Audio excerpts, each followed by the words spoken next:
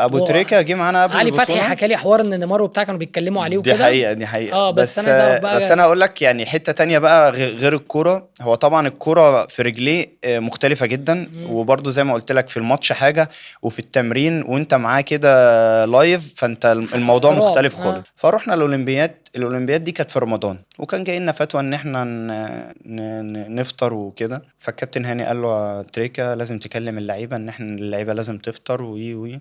ماشي. فقعد معانا واتكلم معانا ولازم نفطر. وهو ابو تريكه اقنعك بالموضوع، مع ان احنا كلنا كنا رافضين ان احنا نفطر يعني. هو اقنعك بالموضوع بطريقه اللي هو يعني احنا برضو في مهمه وبلدنا أيوة. والصيام و18 ساعه أيوة. وعندنا رخصه ففي مواقف هو كان بيتعامل فيها.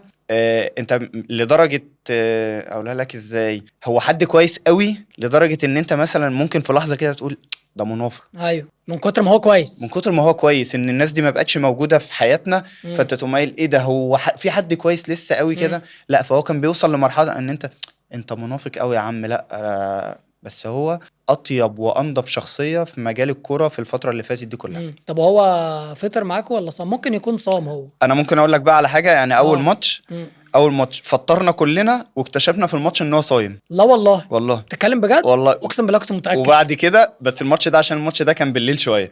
بعد كده كان الماتش بالنهار، فطر معانا بقى كلنا. قال لك ما بديهاش بقى. خلاص. كان الماتش يوميها الساعه 12 او 1 الظهر كده.